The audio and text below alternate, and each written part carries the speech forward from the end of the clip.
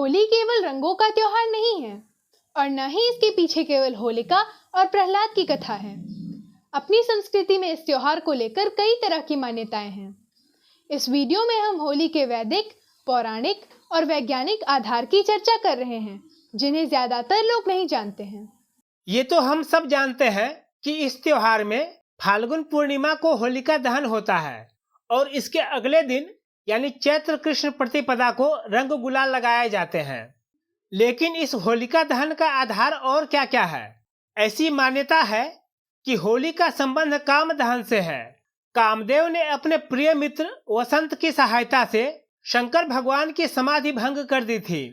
इसके बाद शंकर भगवान ने अपनी क्रोधाग्नि से कामदेव को भस्म कर दिया था। इसी के प्रतीक के तौर पर होली में अग्नि जलाई जाती है। लोग कामना करते हैं कि उनके भीतर की हर तरह की बुराई इसी आग में जलकर नष्ट हो जाए। भविष्य पुराण के अनुसार होली के दिन राजा को अपनी प्रजा के लिए अभयदान की घोषणा करनी चाहिए। पुराण में इसको लेकर एक कथा है। कथा के अनुसार एक बार नारद जी ने महाराज युधिष्ठिर से कहा कि फाल्गुन पूर्णिमा के दिन लोगों को अभयदान देना चाहिए, जिससे सारी प्रजा आनंद में डूबकर हंस सके। विधान ये है कि इस दिन बच्चे लकड़ी कंडे आदि का ढेर लगाएं, नियम के साथ पूजन करें, फिर होलिका दहन करें। पुराण में बताया गया है ऐसा करने से सारे अनिष्ट दूर हो जाते हैं और हर तरह से कल्याण होता है। होलिकोत्सव नई फसल का त्योहार है, जिसे यज्ञ के रूप में मनाते हैं। खेतों से जब नई फसल पककर घर आने लगती है तो इसी खुशी में सामूहिक यज्ञ के तौर पर होली जलाते हैं। सनातन धर्म में ऐसी परंपरा है कि किसी भी शुभ चीज को, नई चीज को पहले भगवान को समर्पित करते हैं, इसके बाद ही उसका उपयोग करते हैं। अग्नि को देवताओं का मुख माना गया है, इसलिए गेहूं, जौ और चने जैसी नई फसलों को पहले इस यज्ञ की अग्नि में अर्पित करते हैं, फिर स्वयं उसका उपयोग करते हैं। इस तरह के अन्न को होला कहते हैं, इसलिए इस पर्व का नाम होलिकोत्सव पड़ा।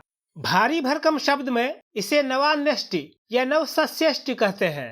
मनुस्मृति में भी ऐसा निर्देश है कि पहले देवताओं को भोग लगाकर फिर भोग से बचे हुए प्रसाद को ग्रहण करना चाहिए।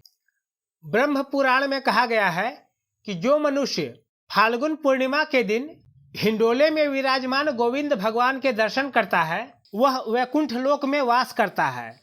होली को लेकर एक और अनूठी परंपरा जुड़ी हुई है। चैत महीने के पहले दिन आम की मंजरी और चंदन को मिलाकर प्रसाद के तौर पर ग्रहण करने का बड़ा महत्व बताया गया है। भविष्य पुराण में कहा गया है कि इससे शरीर निरोग होता है और आयु बढ़ती है, साथ ही हर तरह की कामना सफल होती है। होली से ही जुड़ी है शीतला सप्तमी, जो कि होली के 7वें दिन पड़ती है। इसे स्थानीय बोली में बसौड़ा भी कहा जाता है। इस दिन लोग सुबह सुबह पिछली रात का रखा हुआ भोजन थोड़ा सा जरूर लेते हैं। कुछ इलाकों में लोग होलिका दहन की रात का रखा व्यंजन अगली सुबह खाते हैं।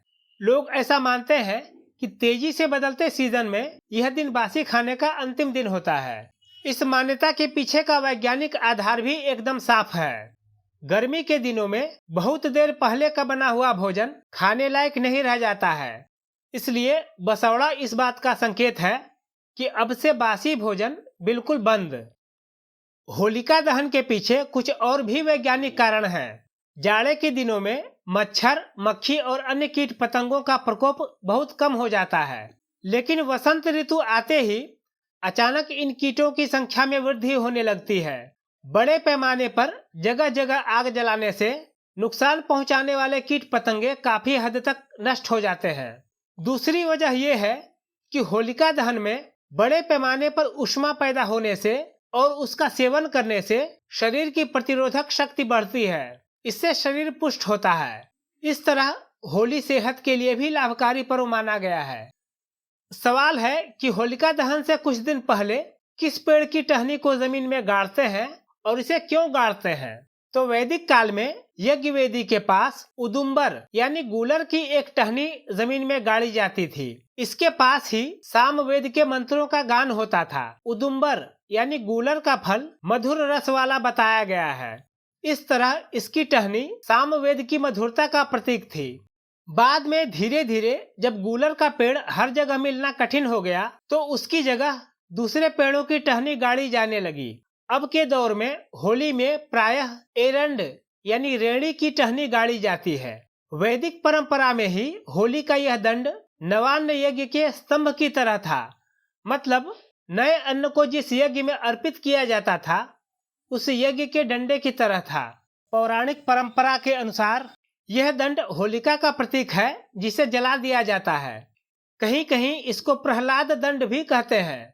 गौर करने वाली बात है कि जहां इसको प्रहलाद दंड मानते हैं वहां इस दंड को जलने नहीं दिया जाता है, बल्कि इसे बुझाकर शांत कर दिया जाता है। आज भी होलिका दहन के लिए सबसे पहले पेड़ की एक शाखा को जमीन में गाड़ते हैं, फिर उसके चारों ओर लकड़ियां जमा करते हैं। लेकिन पेड़ की शाखा को गाड़ते कब हैं, इसको लेकर कई तरह के मत हैं। एक मान्यता के अनुसार वसंत पंचमी यानी माघ शुक्ल पंचमी को ही एरन वृक्ष की शाखा जमीन में गाड़ी जाती है। एक और मान्यता के अनुसार यह डंडा माघी पूर्णिमा को गाड़ा जाता है। कुछ इलाकों में महाशिवरात्रि को एरंड की शाखा गाड़ने की परंपरा है। कई जगहों पर फाल्गुन शुक्ल अष्टमी को इसकी शाखा जमीन में गाड़ते हैं। अष्टमी से लेकर पूर्णिमा तक 8 दिनों तक होलाष्टक मनाया जाता है। कुछ इलाकों में होलाष्टक शुरू होने पर एक पेड़ की शाखा काटकर उसमें रंग बिरंगे कपड़ों के टुकड़े बांध देते हैं, फिर पेड़ की शाखा को जमीन में खड़ा करके गाड़ देते हैं। लोग इसी के नीचे सामूहिक रूप से होलिकोत्सव मनाते हैं। अगर इस वीडियो से कुछ नया सीखने को मिला हो तो इसे लाइक कीजिए और अपने दोस्तों से शेयर कीजिए। वंदे वाणी की ओर से होलिकोत्सव की बहुत बहुत शुभकामनाएं।